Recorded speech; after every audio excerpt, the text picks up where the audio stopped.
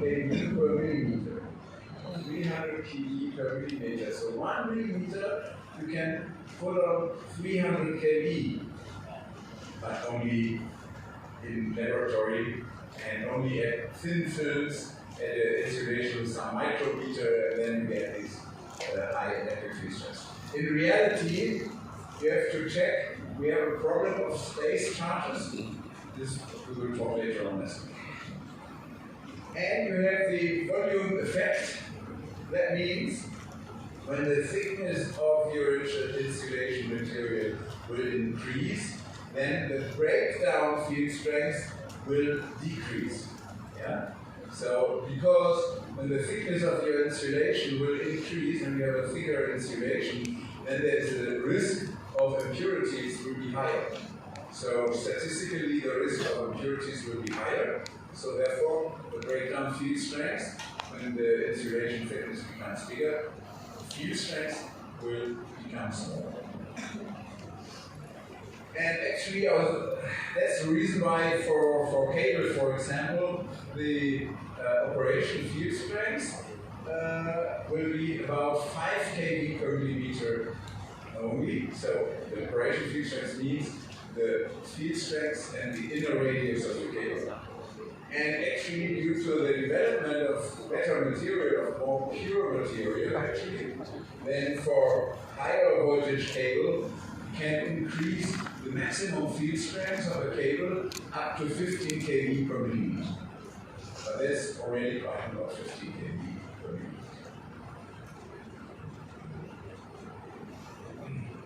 So, we have learned that polyethylene has a small value of times delta and a smaller value of permittivity, so it's suitable for high voltage cable. The disadvantage is the permissible temperature for the polyethylene is 70 degrees centigrade. So we would like to increase it. What can we do? We can do a so-called cross-linking. Cross-linking. What is cross-linking? I will explain. The cross-linking will improve the mechanically and the thermal properties of the material. Will improve that. So, firstly, very important now, the polyethylene is a thermoplast. What is a thermoplast? A thermoplast is a plastic material you can heat. When you heat the material, it becomes weak. You can make any form out of it, and then you cool it down, and it will remain that form that you made out of it. So, like this, for example, you can make any form out of the polyethylene. So, you can make a cable out of this, for example. Yeah? And then when you cool it down, it will maintain the form. Okay. But the disadvantage is when you heat it up again, then it melts again. And when it melts again, then it changes the form again. So therefore, a polyethylene cable can be used only up to 70 degrees centigrade, else it will melt. And you don't want that your cable will melt. And so, therefore, we have to do something that it becomes mechanically rigid. So, what we are doing, this is the chain of the cable, and for example, we have a second chain. And what is temperature? What is temperature? Temperature is the movement of the molecules. Yeah? Temperature is the movement of the molecules. So, when you have the chains of the polyethylene molecules, they are moving. When the temperature becomes higher, they are moving, and when they are moving, the material becomes weak. Sure. So, and how we can reduce the movement of the chains when the temperature becomes higher? We will build bridges. We can build bridges by using peroxide. This is peroxide. By building peroxide. What is the peroxide doing? For example, the peroxide takes the H, and you see H with O, takes the H and combines the C of the different molecules. And these, we say, these are the bridges. These are the bridges. And so with the bridges, then, when there are bridges and these molecules, these chain molecules, in that case, they cannot shift anymore. And the temperature is higher, they want to move, but they cannot move due to these bridges. So, therefore, we say this is the cross-linking. This is a cross-linking, that means we have a link between the different chains, and the result is that they cannot shift anymore, and that means when the temperature becomes higher, the material becomes not weak, because when they can move, the material is weak.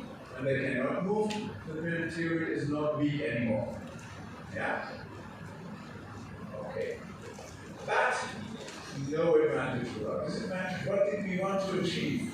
Now, the material cross-linked polyethylene is called XLP, cross-linked polyethylene. Okay. Now we say it's a thermoelast. That means it has much better mechanical properties. So it's mechanically rigid, and we can increase the temperature up to 90 degrees centigrade. Even more, but therefore we say that should be good. So we can increase the temperature up to 90 degrees centigrade. But the disadvantage is we cannot change the form anymore. So once we have made the cross-linking of the material, we cannot change the form of the material anymore. What does that mean when we cannot change the form anymore? That means when we want to produce a cable, we have to produce first the cable, and then we have to do the cross-linking process. So we cannot take a material, a raw material, that is cross-linked already, because we cannot melt it to make a cable. So that's very important for the production process of a cable to know. So we first have to produce the cable, because we need the raw material, the raw material.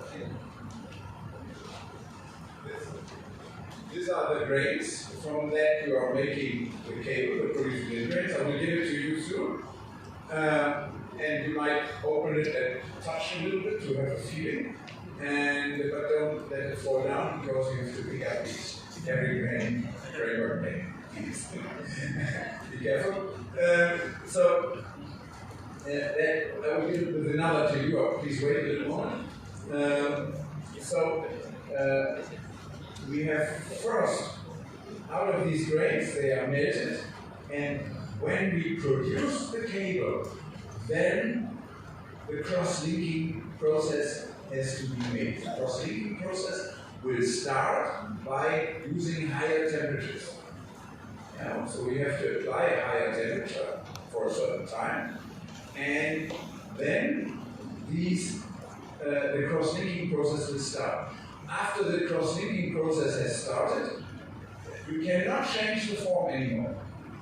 So actually, please bear this in mind, because there is a problem that may occur, and we will talk about that later on.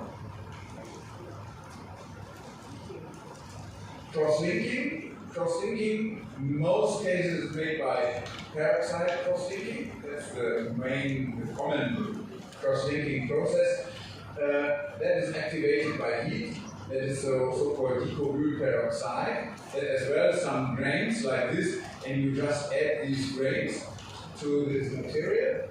And there's another possibility, it's the so-called Celan cross-linking process. It's used very seldom. And as well, you can make a cross-linking process by X-ray radiation.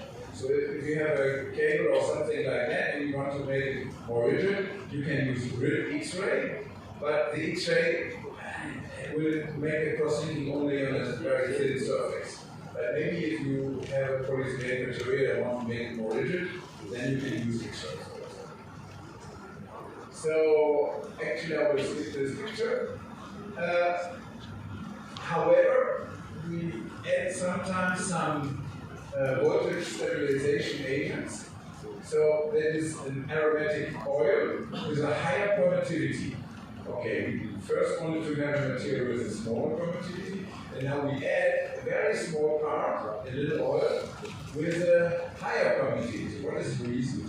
Because maybe during production process, when you are cool down the cable again during the production process, you might get some microvoids, some very small cavities. And so this aromatic oil with a higher permittivity will move to the cavities and go into the cavities and fill it with a higher permittivity, so the fields, electric field strength inside of the cavity becomes smaller. So this is a stabilizer, as we say, and you add this stabilizer. So it's polar, it will move to the areas of the higher field strength, and then it will reduce, it will fill the microvoids, as we say, and so it will reduce the field strength of the microvoids. That will prevent partial discharges. And then some antioxidants might be added. But that are the secrets of the chemical companies that are producing this material. So what happens in case of fire? Yeah, for PVC, we have noticed there is smoke, toxic gases, but fire will not be covered. But what is the polyethylene? Polyethylene produces no smoke, produces no toxic gases, because there's no chloride inside. But, unfortunately, it is not flame retardant, and it will conduct fire along the cable. So once I constructed a cable for the Shanghai World Trade Center, and they wanted to have 110 kV on the highest floor. So I needed the cable from the ground to the highest floor of the Shanghai World Trade Center. And there was a problem. If you take polyethylene, then the World Trade Center is a little bit like a candle in case of fire, because it's the cable will propagate the fire. So we needed to make other things to prevent, in case of fire, that there will be a fire. So special coating and so on. There will not be a fire.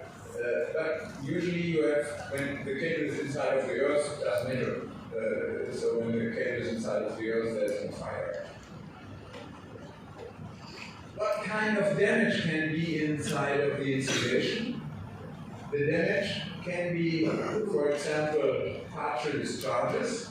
The partial discharges, as you know already, can produce so-called electrical trees. You can see later on. And so, for example, these partial discharges may occur when there are some small holes, small cavities, and or microvoids, or if there are impurities, so peak electrodes, so some dust particles inside of the insulation. These all will change the electrical field strength and will lead to a higher electrical field strength. Even some dust particles will lead to a higher electrical field strength. And so, therefore, you have to work very, very clean. So this material comes from a chemical company and has to be transported to the cable factory in a closed system. It should not have any contact to air or something else. Just a closed system from the chemical factory to the cable factory. Everything that is no contact with air or something else is really that is trucks with a special container that is not opened until it is in the cable factory. And as well, another problem, in case of humidity, we will get the so-called water trees. What are water trees? I will explain a little bit. But so I just talked about the problems, we will focus later. But now let's talk about the cable construction, because we want first to know the problems, and then how is the impact from the problems on the cable construction. And then we will talk again about the problems and their behavior. So, If you have one strand, only one wire only, that's easy. You have a very nice distributed equipotential lines. And however, if you have a bigger cable, you want to bend it in the corner of the street, for example. And when you want to bend it, you need several wires, several strands. So when you use several strands, you might see already you have not a smooth surface. When you have not a smooth surface, you might have higher electric field strength. These are the electric field strengths simulation calculation. And you see there are higher electric field strengths. And so we want to avoid these higher electric field strengths.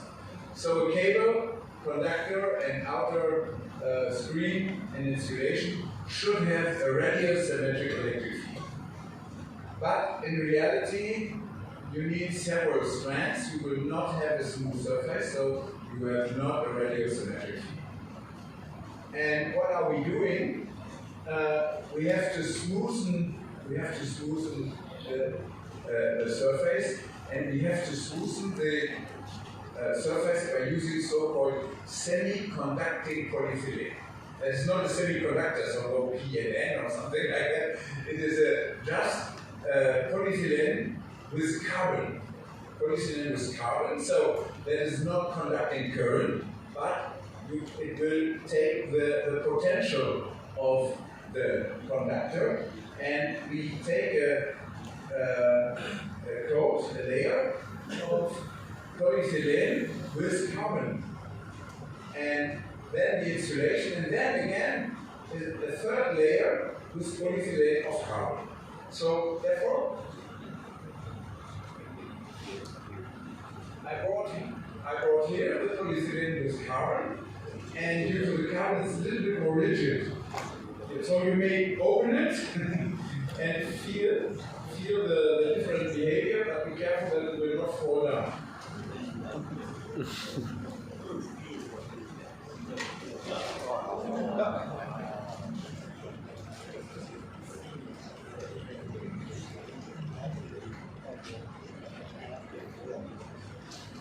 So if we have a construction like this, then again we have radial symmetric electric field. So that is very good. And here now the standard construction. I learned that in Malaysia the construction is a little bit different. So I provided a power cable for Singapore, and they wanted to have a special construction. I found the construction was too difficult, but they wanted it and they got it. And I talked to Professor Nasri, and he said, yeah, in Malaysia you will have similar cable. I don't know exactly. Because I heard in Malaysia you use cable with a corrugated aluminium sheet. I don't know. Do you know? I heard cable with a corrugated aluminium sheet, outer sheet, as a mechanical protection. Okay.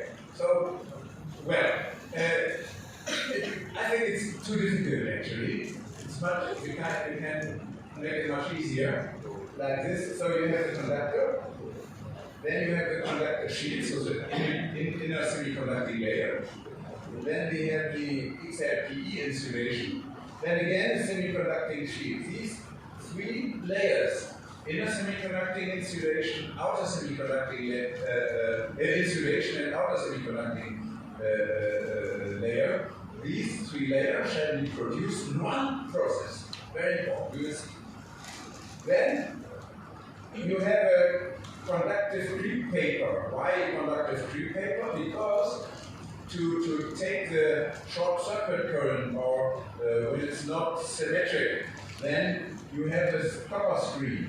And the copper screen will take a short circuit current, for example. And when you apply a copper screen, then the copper screen consists of single wires. And when you produce the single wires, they are pressed on the cable, more or less. And not to destroy the outer semiconducting shield, therefore you use a conducting creep paper, and so it smoothens during the production process. And then actually, as I told you, humidity is a problem. So therefore, to avoid that humidity goes to the insulation, you use a swelling material. What is a swelling material? Everybody knows Pampers, so for the babies. So when the baby becomes wet, the Pampers take the humidity. That's the same material, more or less. We don't use Pampers, but more or less the same material. So you put the swelling material. So if there is a mechanical failure and humidity comes from outside to the cable, the swelling material will take the humidity so that the humidity will not go to the insulation. Yeah, very important thing. And then, however, to prevent that the humidity goes, even can go to the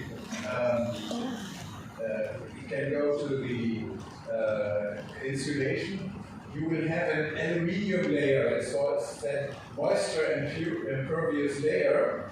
Moisture impervious layer. That's just an aluminium foil, and before the aluminium foil around the cable. So for this, I brought a cross section of a cable. This cross section of a cable is actually in Malaysia. As I learned now, I don't have a picture of this with me now. Maybe on my computer I have checked. Maybe tomorrow I can. So therefore, instead of the moisture impervious layer, you may see, I give it around now, you will see there is a very thin aluminium foil. And here you use a huge corrugated aluminium, so the cable becomes more stiff and it's more difficult to lay the cable. So actually this is, from my point of view, sufficient and it's easier to install. Yeah. But I don't know. So here I give the sample to you. And I give another sample. And as I said to you, we need the inner semiconducting layer. We need the inner semiconducting layer to smoothen the surface. And therefore I give you this three layer. Inner semiconducting layer, insulation, outer semiconducting layer. So then you can feel the wires. Yeah, the wires as they are. The wires have been in there. That when we would not have the inner semiconducting layer, the wire wouldn't form a very smooth surface. So you can feel that.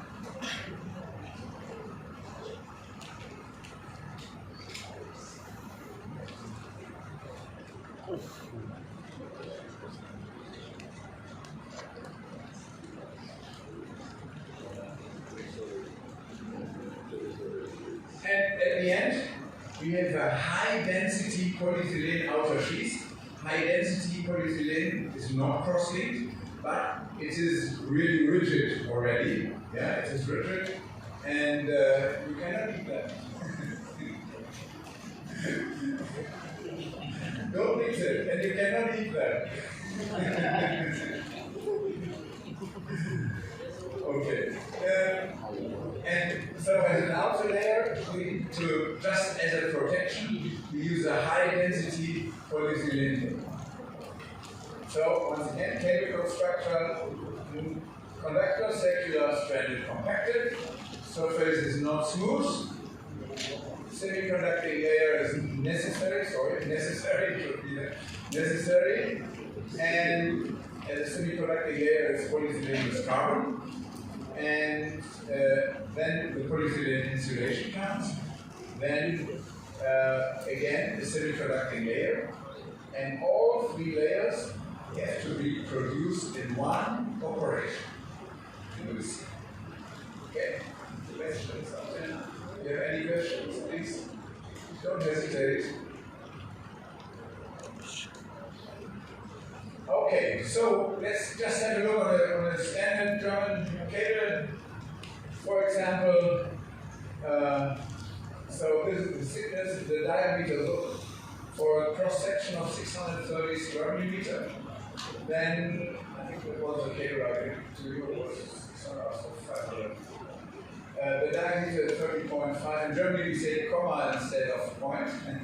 So 30.5 millimeter.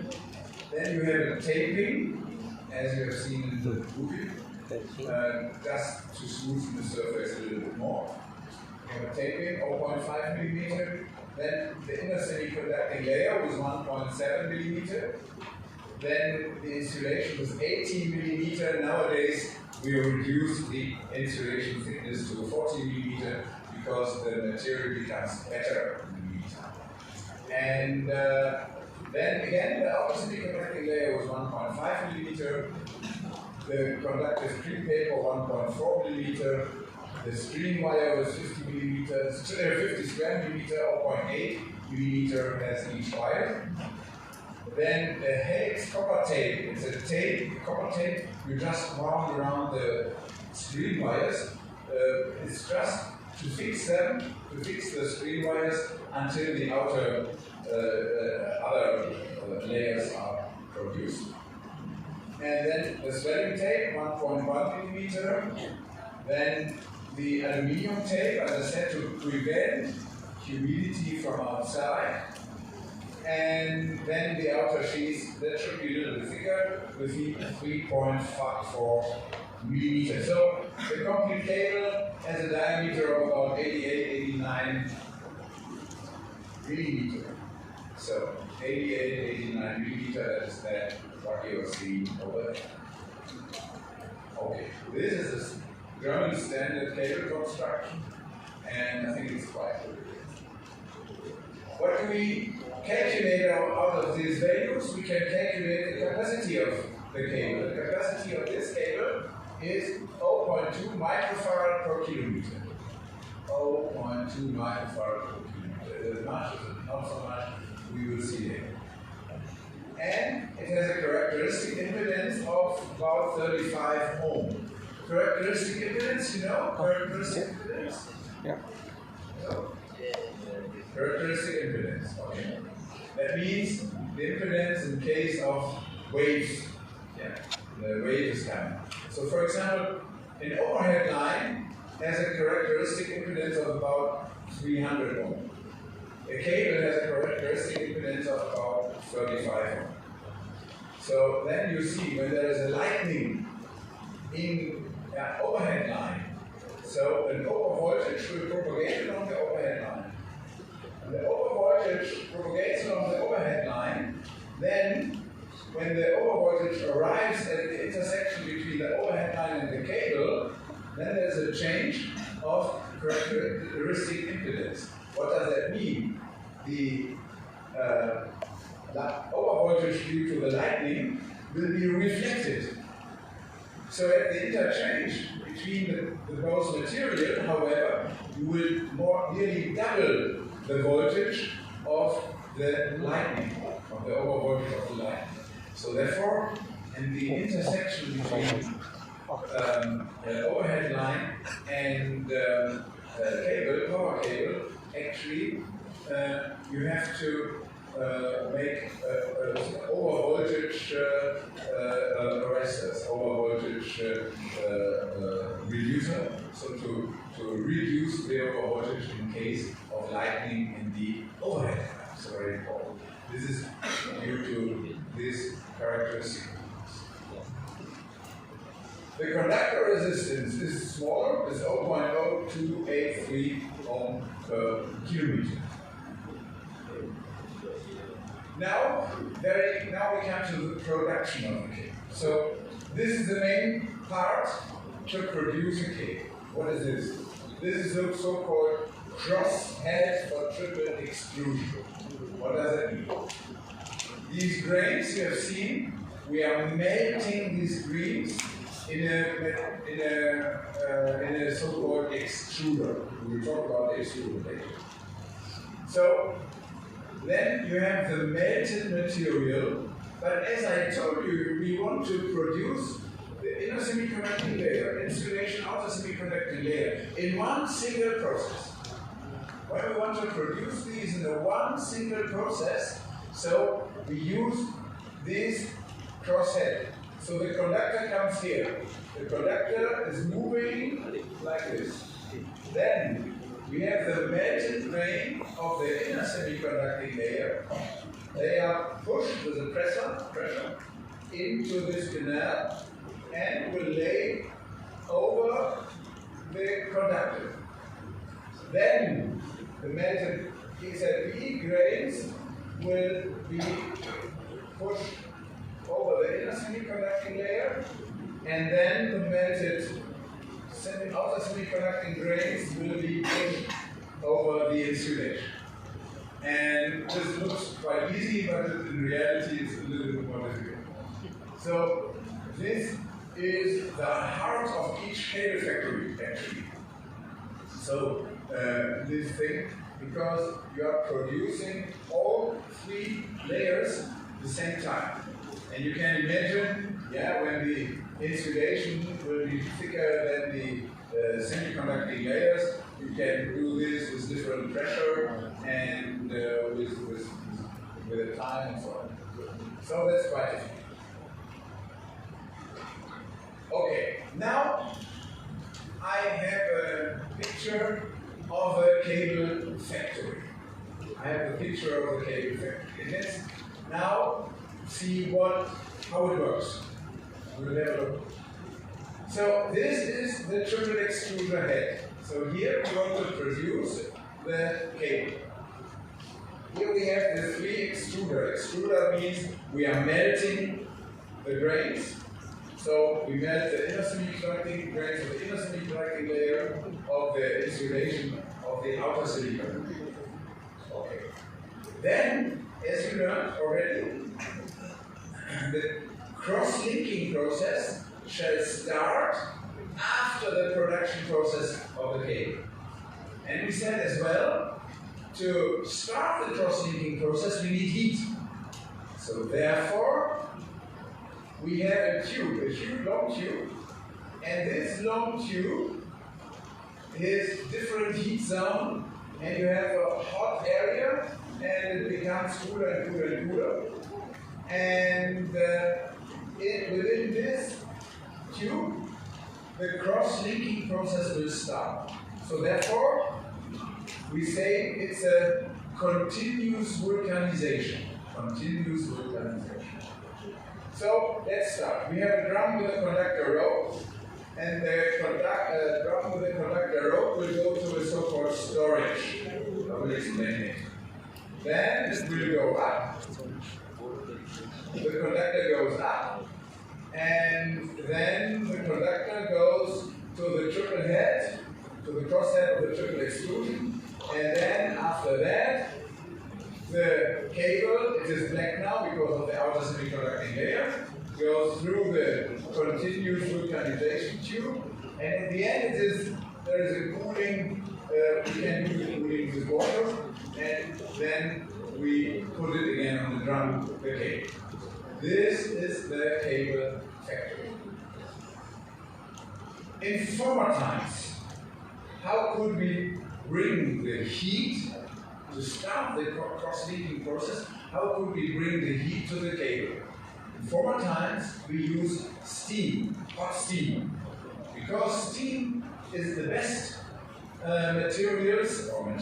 Steam is the best thing to transport heat. Therefore, steam is very good. So in former times, there was the use of steam to heat up this cable to start the cross-linking process. But because at that time nobody knew that there is a problem, that there should not be humidity inside of the cable. So after 10 years later, all cable failed. All cable had a breakdown. And then people started to think, what is the reason? And one of the reasons is that there is humidity inside of the insulation. And here, already we put the humidity during the production process, we put the problem into the product. So we put the steam into the product because nobody knew it at that time. So therefore, today, the heat transfer is not done by steam anymore. The heat transfer is done by dry nitrogen gas. So the heat transfer is not as good as before with the steam, but it is done by dry nitrogen gas, because then there is no steam inside of the insulation, no humidity inside of the insulation. This is very important thing. And so then you have different thermal zones until the material becomes stiff again. Then some companies are doing the cooling with water because then already the material is rigid already, due to the temperature. Nowadays customers say, no, the complete cooling should be done by using dry nitrogen and even no humidity on the cable.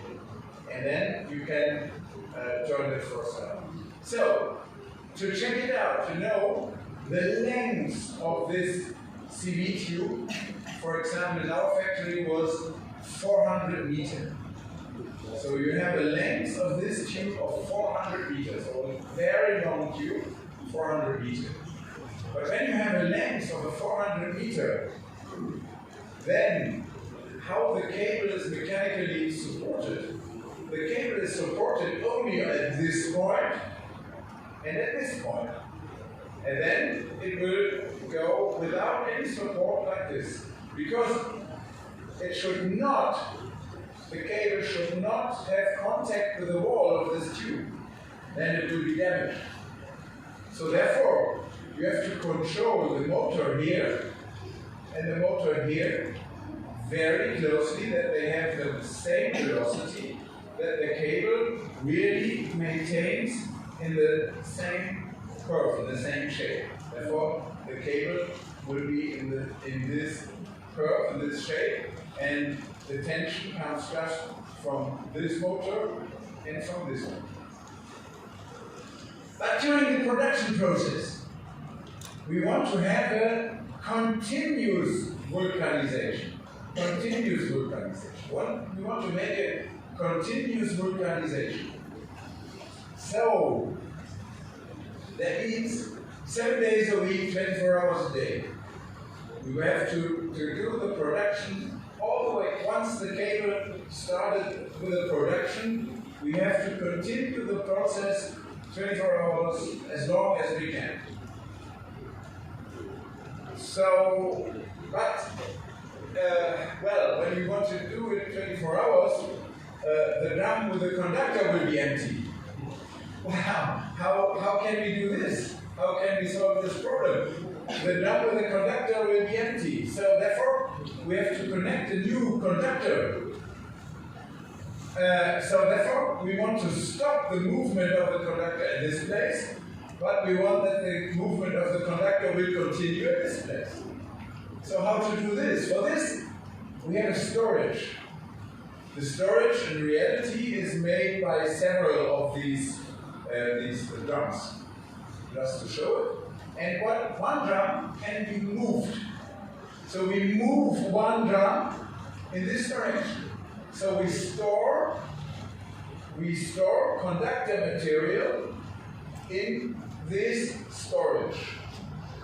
And then what we are doing, now the new drum is coming. So now we want to add a new drum. We will stop it here and continue here. That means tack. We stop it here, we can replace, and the drum will move in this direction again. So therefore, this material can continue and we can work 24 hours without problem. However, the worker has 10 minutes to connect the two conductors. If he needs more than 10 minutes, then we have to stop the process. And this is really expensive. So therefore, in former times, they welded the conductor, but now they take a screw. You will see it later as well. Now they take a screw and do not weld. For welding, they had 2 times. So if the first welding did not work, they had a second chance. But they didn't have a third chance. Only two chances. Why taking screws is easier because it's working always, more or less always. Questions to this?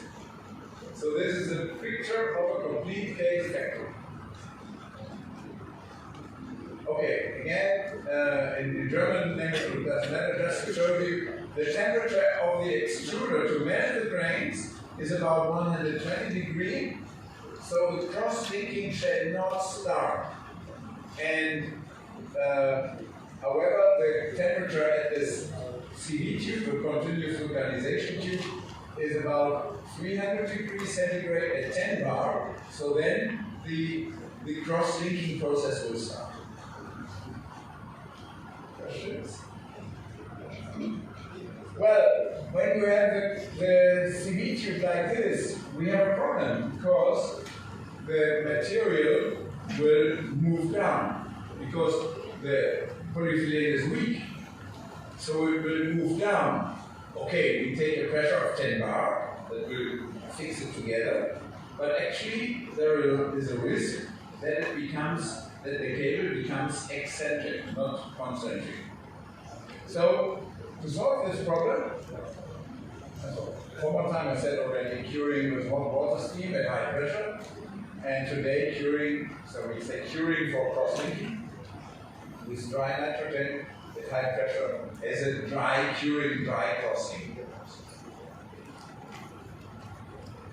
So the problem is that the cable might become eccentric, and so the solution would be we build a tower. And at the one company where I was, we had a tower. So the same thing, you have the conductor, you go up, then you have the extruder, the production process on top, and then you have the continuous vulcanization on this way, and then you can turn it again. That would be a tower. So the tower has the advantage that the cable is concentric. The cable cannot be, so the cable will be concentric anytime. So when the cable will be concentric, that's very good. But there is a disadvantage. What is the disadvantage? The disadvantage is the production velocity. Because, as I said to you, the chain line has a length of 400 meters. So to achieve the same thing, we have to build a tower of 400 meters. Who is building a tower of 400 meters? And not in Abu Dhabi maybe, but not here. Not in KL maybe as well, but not for producing a twin tower, just for producing a high voltage cable, I don't think so. That would be too expensive. So actually, therefore, our tower had a height of 70 meters. When you compare 70 meters to 400 meters, that means that you have to reduce the production velocity when you have a tower, but you have a concentric cable. So therefore, you have to check. There are other possibilities for the chain, but okay. So avoiding of eccentric insulation, the tower, the so-called vertical CV tube. Questions?